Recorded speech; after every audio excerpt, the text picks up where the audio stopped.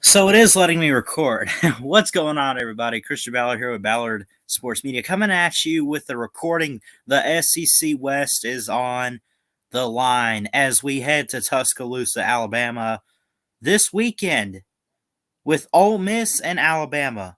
I'll get into the game in a second. What I mean, what I just said, it is letting me record. Um, yeah, I had to free up. Apparently, I should start deleting.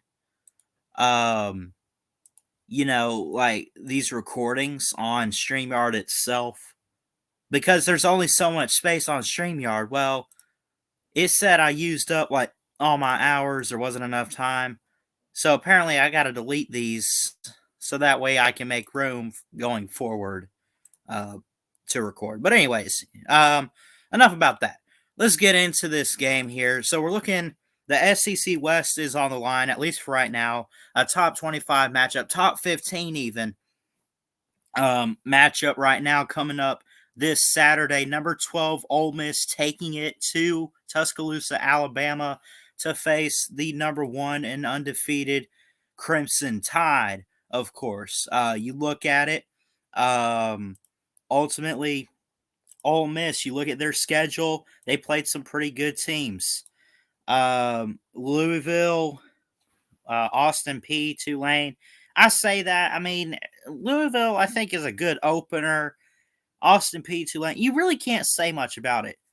43-24, 54-17, 61-21. People saying, oh, their defense looks a little bit better. They really haven't played anybody yet. But this Saturday, October 2nd, the 3:30 CBS game, they're going to get a chance against the Crimson Tide, obviously, as you see here. And they got a pretty interesting stretch going forward, too. Arkansas, Tennessee, LSU, at Auburn. Um, you know, it's a pretty interesting stretch. Then, of course, in November, they got A&M, who is currently 15, Vandy, and then the Egg Bowl against Mike Leach and Mississippi State. So when you look at it, yeah, this is pretty much their first true test, but a lot of attention. They're a top 15 team. They are currently fourth in the SEC. In the West, I'm actually curious about that because, um, well, I guess it's because of conference play, lack of conference play when you look at it. This will be their first conference game against the Tide. Meanwhile, Arkansas, who's eighth in the nation right now, is 1-0 in conference play. Of course, pulling an upset over the A&M Aggies. LSU is also 1-0. They're 3-1. They're not ranked, uh, but they have had some receiving votes. They lost that game against UCLA the first week. They beat Mississippi State in that game, ultimately to get the victory. But anyway, uh, so that's pretty much the summary right there. It's not that Ole Miss is bad in the SEC. They're 3-0. They just have yet to play any conference teams. But they get their first true test of the season in general and to see where they're at in SEC play against the Crimson Tide. So when you look at it, a great team. Of course, you also have to look at my team as a fan, the Alabama Crimson Tide. Number 1 team of the nation. I said Alabama Crimson Tide in an era where Saban is still the head coach. The rest speaks for itself. 44-13 over the Miami Hurricanes in the Week 1 matchup. 48-14, 31-29 in a close game against Florida. I think, they really needed that one, and they blew through Southern Miss last week. So have they really played any worthy opponents? Well, they played a number 14 Miami to start out. They played an undefeated number 11 Florida in Gainesville and pulled out a close game. So you can't sit there and say that they played cupcake team after cupcake team. They played an ACC team who has been one of the better teams in that conference in recent years outside of Clemson. Shout out to them though this year. And they played an SEC East foe on the road in a packed house in Ben Hill Griffin Stadium, and they survived and got out with the W in a close game, which I think they need early on, especially going into this Ole Miss game, to see where this team is at ultimately. So, who has the better schedule? I'd have to give it. I mean, it's kind of close. Um, I don't know. No schedule between these two is better than the other. I mean, Bama, Miami versus Louisville, Ole Miss. It was a closer game with the Rebels and the Cardinals than it was the Canes and the Tide. But Miami's been a better program and a better opponent than Louisville, um, overall in in history in general, and just um, especially recent history. So I mean, I'd kind of give the nod to Bama there. Mercer over 8, Austin P. I don't know. Tulane's had some interesting teams though. Um, Tulane's not so much a sleeper team. Southern Miss is okay. These schedules are not really that comparable. I mean, all you can say is Bama beat Florida on the road and they beat a Miami team week 1 and you can cap that off. I don't know, but anyway, that being said, let's just go ahead and get into this. So, 3-0 Ole Miss, 4-0 Alabama. Ole Miss had a bye week this past weekend. Alabama is coming off again an amazing win over Southern Miss, 63-14. Just outright impressive. Do you judge Alabama based on a performance against a team like that? I don't think you do. But then again, it's Alabama. Like they don't need to prove themselves really, just because like they don't really have to prove much this weekend, in my opinion. I don't think Ole Miss has much to prove either. I mean, they have a high tempo offense. What is now the Heisman front runner, it seems like, in Matt Corral, which I wouldn't blame him. I think both Matt Corral and Bryce Young are legitimate Heisman contenders. There's a lot of shakeup, and I mentioned a lot of people are favoring Matt Corral. Is Ole Miss this year? Forget about no one's going to be as good as what LSU.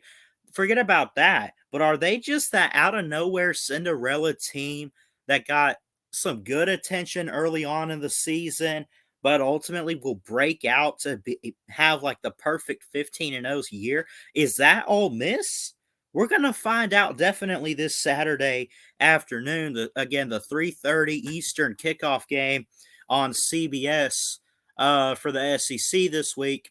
Last year, remember, 63-48 Alabama won it in Oxford last season. We know what they did the rest of the year with Mac Jones and company.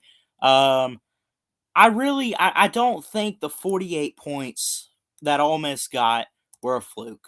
Oh, you're saying that because they were out. No, I really think that Lane Kiffin is building that kind of high-powered offense. And they bring half of those guys back. Anyway, really, when you look at it, you have to look overall. Just Ole Miss again. Matt Corral, the quarterback. It's Bryce Young versus Matt Corral for the quarterback competition in this game. We'll get to that in a second. I don't think 48 points were a fluke for Ole Miss last year, or that Alabama's defense quit on them. Now, yeah, the defense for Alabama could have done a lot better. Don't get it twisted. I'm not going to give any excuses. I was pretty pissed off. I wanted to see defense get back and back and back, and it just was up and down last year. I see it good this year, though. I really think Lane Kiffin is legit.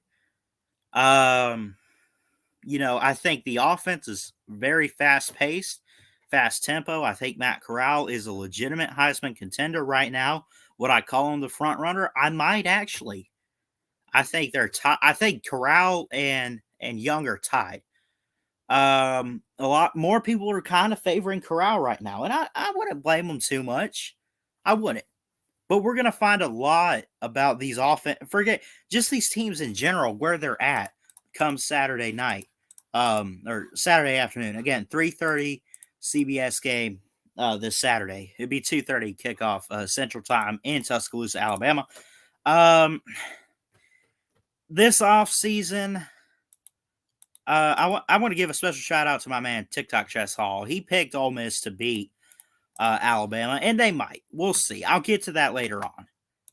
This is Alabama is going to lose at some point. Is this that game?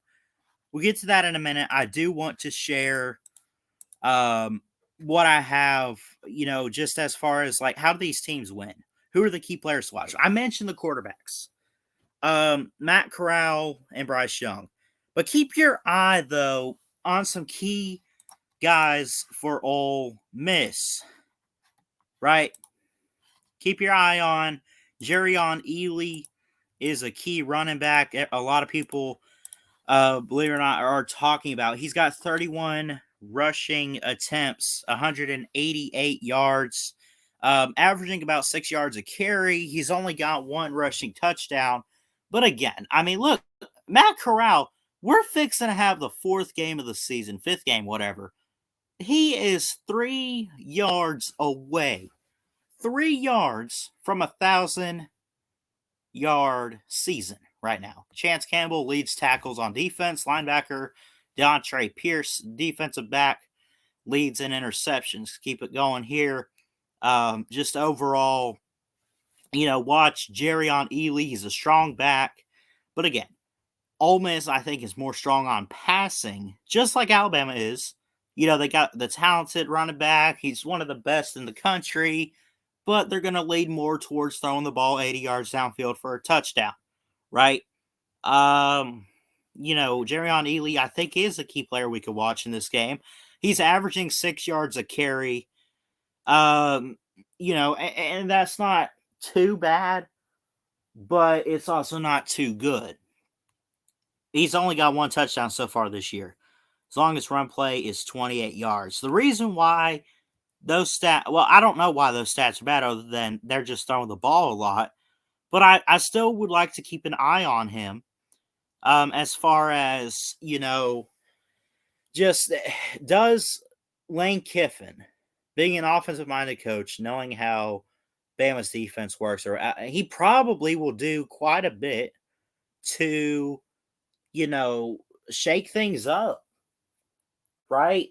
Yeah, Matt Corral is going to go out there and throw the ball. Don't get it twisted. But is there something? I mean, this is Lane Kiffin. This is Lane Kiffin.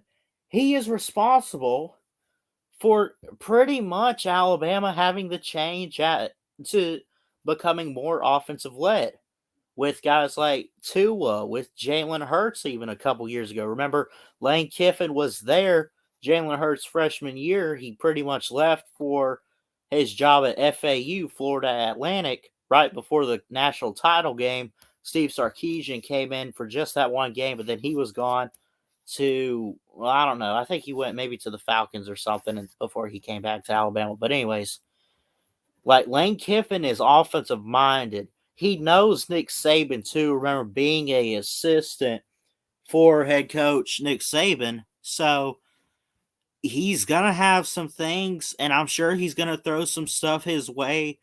Again, fast tempo offense. No huddle type stuff. Hurry up and get to the line, throw that ball.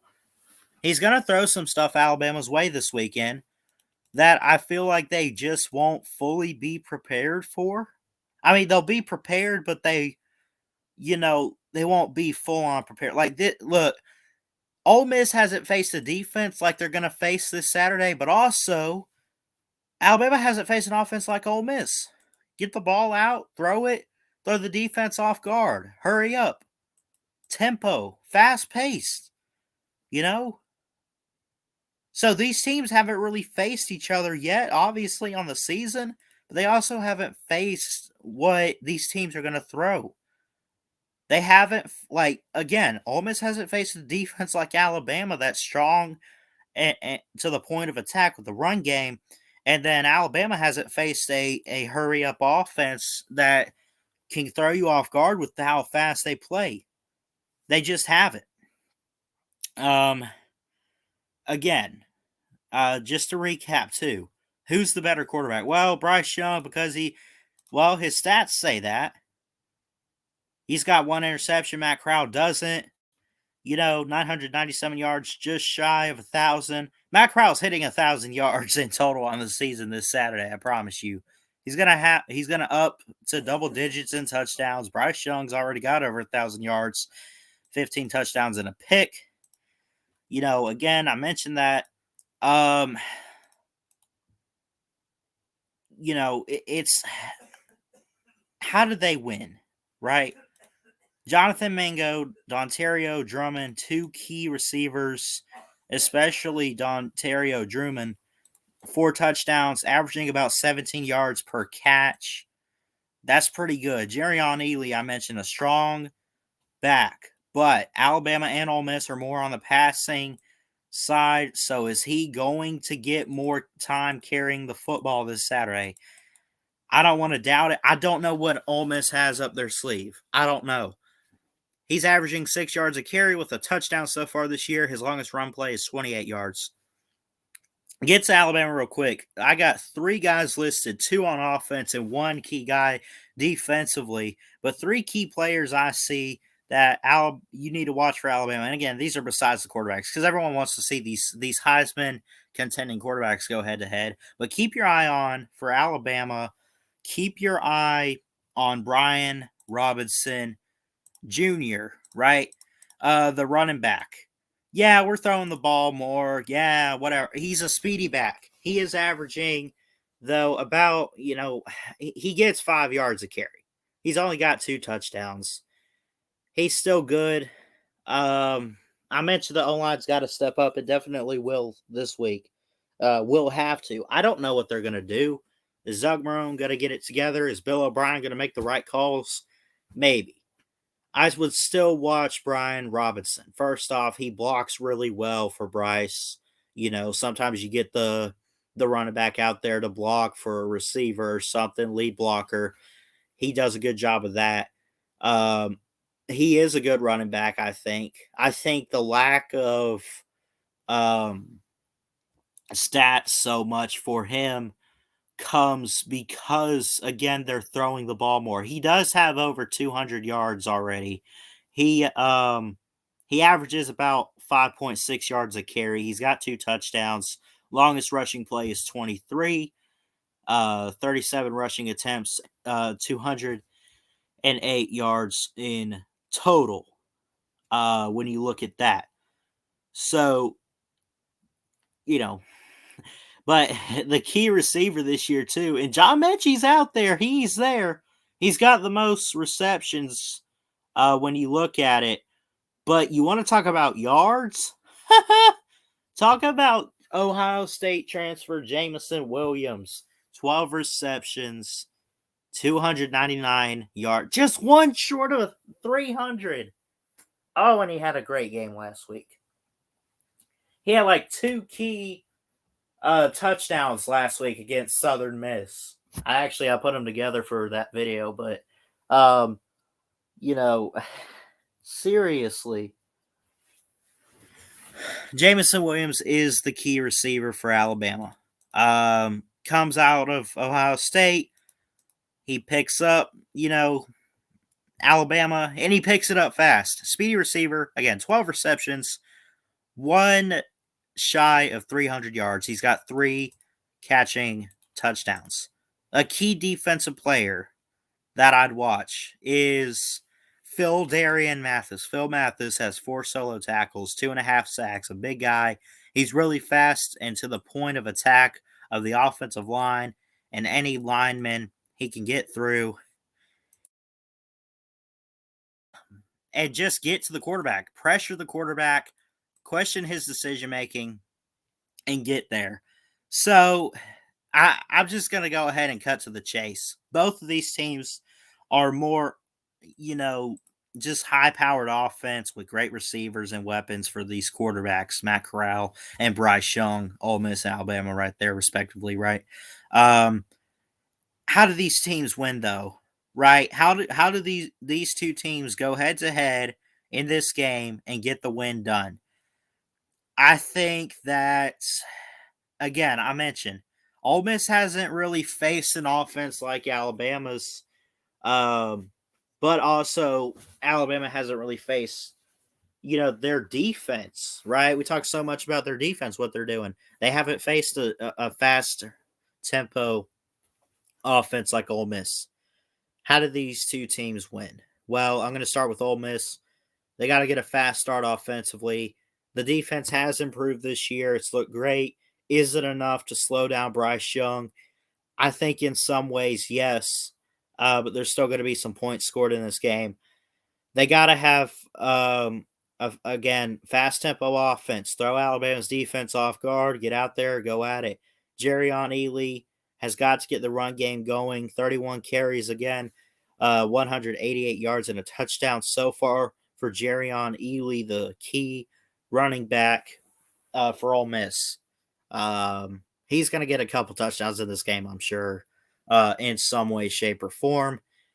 How does Alabama win? Defense cannot sleep. They were in this position last year. Remember, what was it, 63-48, something like that for Alabama in Oxford? They were in this position last year. They dominated everybody they played up until Ole Miss, and then they finally faced a fast tempo, fast paced, and just overall better offense than what they were used to that year. Prior to Ole Miss, like they finally hit Ole Miss, and they have a challenge for the defense. They got to stay on guard, stay awake, and be on point. They got to score, score, score. They cannot stall drives out, right? Bama hasn't punted much this season. But neither has Ole Miss either. Ole Miss is going to score. Alabama's got to score too, right? If one of these teams scores, you better hope the next play, the first play of the next drive, is a big 80-yard bomb for a touchdown. Otherwise, these teams are going to get behind and they're going to lose the game. Get the run game going with Brian Robinson. O-line has got to step it up. I've seen some improvement in the past couple weeks. I think it's getting better. Mentioned the Brockmeyer twins at least on the roster. Some key guys that'll be stepping up in the next couple years. But when I look at Alabama, ultimately in their roster, I think it starts with Evan Neal on that offensive line. Emil Ekiyor, J.C. Latham, just to name a couple guys, Chris Owens. I think actually I would say it starts with Chris Owens and Evan Neal. Then you kind of pick up with guys like a Tommy Brown or Emil Ekiyor. So ultimately, that offensive line's got to step it up. You got to score and score. If either one of these teams has the ball, they better put the drive away with the touchdown. Or maybe, even a field goal is not bad, right? I think there's going to be quite a bit of running this ball in this game. I think that there's going to be some clock to kill. I don't think it's going to be weird like it was last year's game where there was a 60-something, a 40-something blowout. I don't think, and I really don't know. I don't think it's going to be like that weird LSU 2019 game against Alabama. Remember, it was 33-13 at the half, right? Alabama was down 20 at halftime, and they outscored LSU. What was it? 20, like 28-13 in the second half, something like that. I don't know if it's going to be like that. And I'm going to tell you who's going to go in here and win. Alabama hasn't lost at home, first off, since that 2019 LSU game, right? They won all their games last year. All of them at home, all of them on the road, right? I'll say this, and people can call me crazy for it all you want to. I'm an Alabama fan. I pull for Alabama. right? And I want them to win every game. It can't happen all the time. And I just don't think it's their year to go for a second straight title. Someone's going to get them. They got a trip to Auburn later in the year. But I think it's going to start here. And quite honestly, close game. But I'm just going to go ahead and give it to Ole Miss 37-31. I just think that Ole Miss will find a way to do it. I don't know what it is outside of just how good their offense is, but I think they get it done. So I'm giving Alabama their first loss. Now, believe me, as a fan, I don't want to see it. But I got to give credit to Ole Miss. They got the talent. They have the team and the talent to get it done and take care of their business in Tuscaloosa, Alabama. I think they go in there. They won in 20. They beat Alabama last in 2015 in Tuscaloosa, by the way. They beat them two years straight and haven't beat them since then. They've had a couple close calls, especially last year, too. But I think they get it done. I don't think it's as high scoring as last year's game, but I'm going to give it to Ole Miss 37-31 in Tuscaloosa. I want to obviously hear from you guys. I think I'll premiere this for you or something and get it out for you. Follow along with the video if you are watching it. Just type in the live chat what you expect to see and everything. But ultimately, I mean, I just think Ole Miss has it. I really do. And I think they'll get it done. I love you guys. Jesus loves you. Keep your head up. Alabama, hoping you get the win, but I just have a feeling that Ole Miss has a trick up their sleeve and Lane Kiffin will get it done. But I love y'all. Jesus loves you. You guys remember that. Keep your head up. God bless. And as always, folks, from a Bama fan. Roll down Tide. Love you guys. Peace out. God bless.